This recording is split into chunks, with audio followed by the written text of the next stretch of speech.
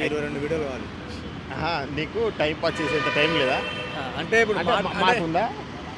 అలా మాకుందా time pass చేసేంత time? అలా కాదు సార్ అనేది. ఎందుకంటే కొన్ని వీడియోస్ టార్గెట్స్ ఇచ్చారు, అది రీచ్ అవ్వాలి సార్. నేనేమంటున్నానంటే నువ్వు వచ్చి ఏమడుగుతున్నావు అంటే ఏపీలో ఏ గవర్నమెంట్ వస్తుంది అని నువ్వు అడుగుతున్నావు.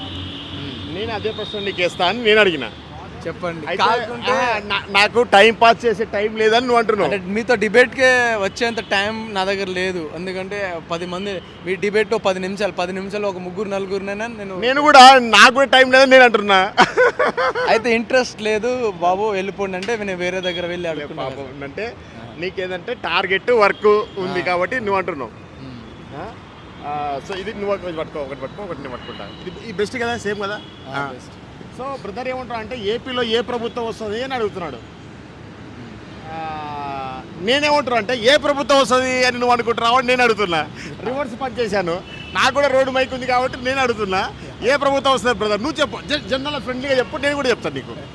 మీరు చెప్పండి, నేను చెప్తాను. నేను చాలా చెప్తాను నీకు, నేను నీకు చాలా చెప్తా. అయితే నువ్వు ఏ ప్రభుత్వం అంటే నీకు ఒక యూట్యూబ్ ఛానల్ ఉంటుంది, మీకు ఒక టీవీ ఛానల్ ఉంటుంది, దానికి ఒక ఓనర్ ఉంటాడు. ఆ ఓనర్ ఒక రాజకీయ పార్టీకి సంబంధం ఉంటుంది, ఆయనకు అనుకూలంగా మీరు చేస్తారు అంతే కదా. అలా అని కాదు, ఆ కాంటెక్స్ట్లో అలాంటి వీడియోలు దొరికితే అవే మాత్రం వేసేసి మిగతా అవన్నీ పక్క పెట్టేస్తారు అంతే కదా. 100% ఎంత మంచి బ్రదర్. ఏం పేరు నీ పేరు? నా పేరు రామ్. చాలా నైస్ పర్సన్. ఎందుకు అంటే ఇక్కడ ఏమైందంటే ప్రజాభిప్రాయ సేకరణ పేరుతో ప్రజాభిప్రాయ సేకరణ అని ఉంటుంది. ఇప్పుడు కేసీఆర్ అనుకుందాం కదా, అని కూడా అంటాడు, అంటాడు. రేవంత్ రెడ్డి సూపర్ అని కూడా అంటాడు. అది మాత్రమే వేస్తారు. ప్రజాభిప్రాయం అంటే ఏంటంటే అలా ఏం లేదు. ఇక్కడ ఎక్కడైనా ప్రతి చోట ఒక మనిషికి ఒక రాజకీయ పార్టీ ఉన్నట్లే ఒక టీవీ ఛానల్కి కూడా ఒక రాజకీయ పార్టీ వెనక బ్యాక్గ్రౌండ్ ఉంటుంది. ఆ రాజకీయ పార్టీకి అనుకూలంగా ఉన్న వీడియోలు మాత్రమే వేసుకుంటారు, మిగతావన్నీ చెప్తారు, తీసేస్తారు. అలా ఏం లేదు. ఎందుకంటే మాకు ఇప్పుడే ఒప్పుకున్నావు గాను అది మ్యాక్స్ అన్న, అంటే చాలా మంది చేసేది. ఇప్పుడు దాంట్లో వైసీపీ టీడీపీ 2 వీడియోలు ఉన్నాయి. 50-50 చూపిస్తాను కావాలంటే. మీ ఛానల్ పేరు? నా పేరు మన భారత్, కొట్టి చూడండి. మన భారత్లో 2 ఉన్నాయా? మిక్స్ ఉంటాయి. ఇప్పుడు ఏమన్నావు అంటే అవును ఒక రాజకీయ పార్టీ అన్నావు. మ్యాక్స్ అన్న అంటే చాలా మంది మీరు చెప్పిన దానికి మ్యాక్స్ చాలా మంది. రాముడు చాలా మంచివాడయ్యా, మన రాము చాలా మంచివాడు. ఎస్ రాము, చాలా నాకు కూడా సంతోషం అనిపించింది. ఇక నువ్వు అడిగిన ప్రశ్నలకు కూడా నేను సమాధానం చెప్తా. ఇంకా అడుగు రాము, అడుగు. నువ్వు కూడా అది పట్టుకో, నేను కూడా ఇది పట్టుకుంటా. అడుగు.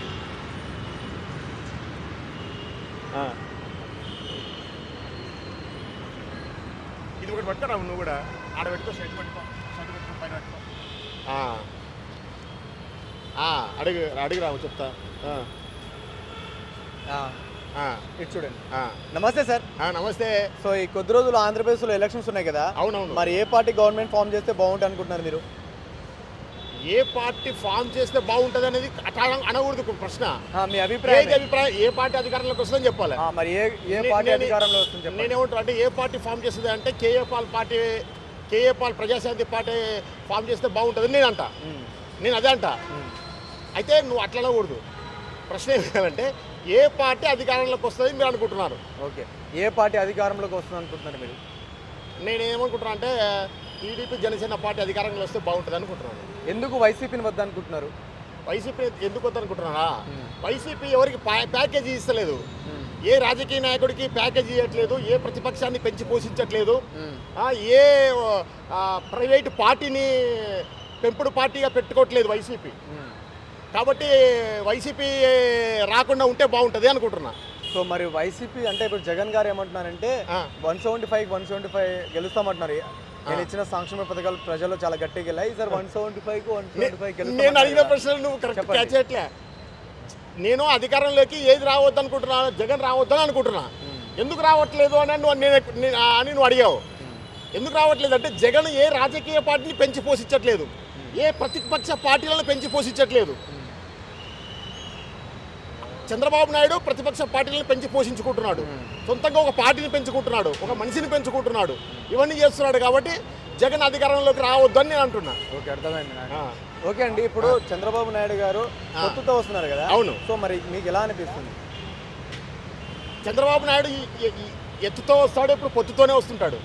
అది చంద్రబాబు నాయుడు స్ట్రాటజీ. అంటే చంద్రబాబు నాయుడు ఎప్పుడు కూడా చంద్రబాబు నాయుడు వేసే స్కెచ్ ఎలా ఉంటుంది అంటే రాజకీయం అంటేనే స్కెచ్లు అది వేరే విషయం, కానీ ప్రతిసారి ఒక స్ట్రాటజీతో వస్తుంటాడు చంద్రబాబు నాయుడు. ఏదో ఒక పొత్తు, ఏదో ఒక పిత్తు. సారీ, అది లేకపోతే చంద్రబాబు నాయుడుకి ముందుకెళ్ళాడు. అది సంగతి. మరి ఇప్పుడు జగన్ గారు ఇచ్చిన సంక్షేమ పథకాలతో పాటు ఉద్యోగ అవకాశాలు కానీ, రాజధాని డెవలప్మెంట్స్ కానీ ఈ 5 yearsలో మీకు ఎలా ఉన్నాయనుకోవచ్చు? ఎస్, మంచి మాట చెప్పినావు. నా పేరు బొగ్ల శ్రీనివాస్ బ్రదర్, అది కూడా చెప్పేసి సరిపోతుంది. జగన్ పాలన గురించి మీరు అడుగుతున్నారు కదా. నేను ఏపీలో పుట్టిన వాడినే, నేను కర్నూలు జిల్లా వాళ్ళనే, హైదరాబాద్కి వచ్చి 25 ఏళ్ళు అయింది. కానీ నేను ఏపీలో పుట్టినోడ్నే, కానీ నేను ఏపీలో జగన్ గురించి ఏంటి జాబ్ల గురించి ఏమని అడుగుతున్నారు మీరు? ఏమడుగుతున్నారు మీరు ఫస్ట్ మళ్ళీ ఒకసారి? ఇప్పుడు ఈ 5 years పరిపాలనలో ఉద్యోగ అవకాశాలు కానీ, రాజధాని డెవలప్మెంట్స్ కానీ, ఈ సంక్షేమ పథకాలు కానీ ఏ మేర యూజెస్ అయ్యాయి, ఏ మేర డెవలప్ అయ్యాయి అన్నాను. ఎస్, జగన్ అధికారంలోకి వచ్చిన 2 రోజులకే ప్రొఫెసర్ హరగోపాల్, పొలిటికల్ సైన్స్ ఆచార్యులు ప్రొఫెసర్ హరగోపాల్ గారు ఒక మాట అన్నాడు. జగన్ ప్రభుత్వము వెంటనే కుప్పకూలిపోతుంది, జగన్ వెంటనే కుప్పకూలిపోతుంది ప్రభుత్వము, ఆ ప్రభుత్వము ఎక్కువ రోజు నిలబడదు అని అన్నాడు. 5 సంవత్సరాలు ఉండే ప్రభుత్వం కాదు ఇది అన్నాడు. ఎందుకు అని జర్నలిస్ట్ ప్రశ్నిస్తాడు ప్రొఫెసర్ హరగోపాల్ని. అప్పుడు హరగోపాల్ ఏమంటా అంటే జగన్కు మీడియా లేదు అంటే చంద్రబాబు నాయుడుకు ఉన్నంత మీడియా జగన్కు నాకు ఎల్లో మీడియా లాంటి మీడియా లేదన్నాడు. హరగోపాల్ కూడా జగన్కి తిమ్మిని బమ్మిని చేసే మీడియా లేదు. హరగోపాల్ క్లియర్ చెప్పాడు ఏమన్నంటే కుల మీడియా ఉంది ఆయనకు, అనుకూల మీడియా ఉంది ఆయనకు. ఆ మీడియా జగన్ని నిద్రపోనివ్వదు, ఏ పని చేయనివ్వదు, ఆయన ప్రభుత్వం పడిపోతుంది అని ఒక మాట చెప్పాడు. అయితే సీన్ కట్ చేసేస్తే 5 సంవత్సరాల వరకు కూడా ప్రభుత్వం పడిపోలేదు. 5 సంవత్సరాలు కూడా ప్రభుత్వం పడిపోలేదంటే దాని అర్థం ఏంటి అంటే హరగోపాల్ చేసిన విశ్లేషణ తప్పయింది. అయితే హరగోపాల్ చేసిన విశ్లేషణ తప్పు కావడానికి మెయిన్ కారణం ఏం తెలుసా? జగన్ ఏమీ చేయలేదండి 5 సంవత్సరాలు, ఏమీ చేయలేదు. అంటే ఏమీ చేయలేదంటే సంక్షేమ పథకాలు మాత్రమే ఇచ్చి, ఓకేనా, ప్రజలని. అంటే జగన్ ఏమి చేసినా నిప్పు అక్షరం ఆయుధం అనే ఆంధ్రజ్యోతి పేపర్ చెలరేగిపోతుంది. వింటారండి? చెప్పండి. చెలరేగిపోతుంది. సో అందుకు అప్పుడు జగన్ ఏం చేశాడు అంటే జనాలకు సంక్షేమ పథకాలతో వాళ్ళను పెంచి పోషించడం చేశాడు. వాళ్ళకు అంటే తనకు వచ్చిన సోర్స్ ప్రతిదీ కూడా వాళ్ళకి తినడం పెట్టాడు. ఇక నేను గుంటూరుకి వెళ్ళాను. గుంటూరులో రోడ్లు, మోరీలు, కంపు అంతా అట్లే ఉంది. రాజమండ్రి వెళ్ళాను, అక్కడ అంతే ఉంది, ఎక్కడ అంతే ఉంది. అంటే ఇక్కడ విషయం ఏంటంటే జగన్కు తనకున్న ప్రతిదీ కూడా సామాన్య మానవులకు చేరే విధంగా మాత్రమే ప్రయత్నించాడు. మిగతా విషయాలు కొంత స్కూల్స్ బాగా చేశాడు. స్కూల్స్ అంటే కలర్ బిల్డింగ్స్ అన్నీ బాగా చేశాడు. కానీ సామాన్యుడికి మాత్రం పథకాలు అందేటట్టు చేశాడు. సామాన్యునికి అంటే బెనిఫిషియరీకి చేరేటట్టు చేశాడు. కానీ చంద్రబాబు నాయుడు అట్లా ఏం చేస్తా అంటే 100 మందిని కంట్రోల్ చేసే ఒక్కడికి తిండి పెడతాడు. అంటే ఆయన కావాల్సిన ఆయన పార్టీ వాళ్ళకు పెంచి పోషిస్తాడు. చంద్రబాబు నాయుడు అలా చేసి తన ఎల్లో మీడియాలో అబ్రకదబ్ర చేసేసి, హంగామా చేసేసి, హైప్ చేసేసి ఇప్పుడు వచ్చేది మాదే పార్టీ అని చేస్తుంటాడు. కానీ జగన్ ఏం చేస్తున్నాడు అంటే సామాన్య నోట్లో కడుపు నిండా తనకు కావాల్సిన తిండి ఏంది, తనకి ఏవైతే పథకాలు వస్తాయో ఆ పథకాలు చేరుస్తున్నాడు. అక్కడ జగన్ విజయం సాధించాడు. అంటే ఇప్పుడు అధికారంలోకి ఎవరికి వస్తుంది అంటున్నావు? అల్టిమేట్గా నేను ఇక్కడికి వచ్చాను. నేను నువ్వేం చేసావు? తింటే బిర్యానీ ఉంది, అక్కడ కడుపుండే తింటే బిర్యానీ అన్న రా నాన్ని నాకేం చేసావు అంటే 100 రూపాయలు ఇచ్చేసి నాకు బిర్యానీ తినిపించావు. అప్పుడు నేను ఎవరు గుర్తుంటారు? నువ్వే గుర్తుంటావు. ఇంకోటి వచ్చేసి తీయని ఫోటో తీసి సెల్ఫీ ఇచ్చి పంపిస్తాడు.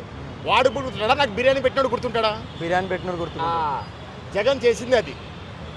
అంటే జగన్ను అంటే ఎందుకు మిగతా విషయాలు పట్టించుకోలేదు, డెవలప్మెంట్ దాకా ఎక్కువ ఎందుకు పోలేదు అంటే హరగోపాల్ చెప్పాడు. జగన్ను ఏమి చేసినా పొద్దు నుంచి రాత్రి వరకు మీడియాలో కూర్చోబెట్టి ప్రతిపక్షాలన్నింటినీ ఏకం చేసి అన్ని రాజకీయ పార్టీలతో చంద్రబాబు నాయుడు తన తన పార్టీని పొగిడించుకుంటాడు. ఎంఏ గఫూరు చంద్రబాబు నాయుడు పొగుడతాడు, తులసిరెడ్డి చంద్రబాబు నాయుడు పొగుడతాడు. అర్థమైందా? రామకృష్ణ, కమ్యూనిస్ట్ గఫూరు, కమ్యూనిస్టు నారాయణ, ఓకేనా, అందరూ తులసిరెడ్డి, వీళ్ళందరూ కూడా మీడియాలో కూర్చొని చంద్రబాబు నాయుడు పొగుడుతారు. ఎందుకు పొగుడుతారంటే చంద్రబాబు నాయుడు అందరికీ రాజపోషకుడు. కానీ జగన్ ఎవరికి రాజపోషకుడు? ప్రజలకు రాజపోషకుడు, లబ్ధిదారులకు రాజపోషకుడు. తనకు ఉన్న సోర్స్ అంటే చంద్రబాబు నాయుడు చేసే కుట్రలకు జగన్ తాళలేక ప్రజలను పెంచి పోషించడం చేశాడు. డెవలప్మెంట్ జోలికి పోవడానికి ధైర్యం చేయలేదు. వచ్చిన డబ్బునంతా అక్కడ ఖర్చు పెట్టాడు. అంటే నెక్స్ట్ మాత్రం జగన్ వస్తే ఓకేనా, అప్పుడు చాలా స్ట్రాంగ్గా ఉంటాడు, చాలా స్టాండర్డ్గా ఉంటాడు కాబట్టి జగన్ నెక్స్ట్ అధికారంలోకి వస్తే ఈ మీడియా ఈ హంగామాలు చేసే పనులన్నిటిని పక్కకి తీసేసి ఓకేనా, స్టాండర్డ్గా డెవలప్మెంట్ అభివృద్ధిని కూడా చేస్తాడు సంక్షేమాలతో పాటు.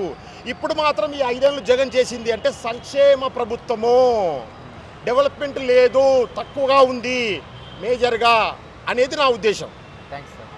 Okay, thank you brother, thank you Ram. Okay, nice, thank you. Okay.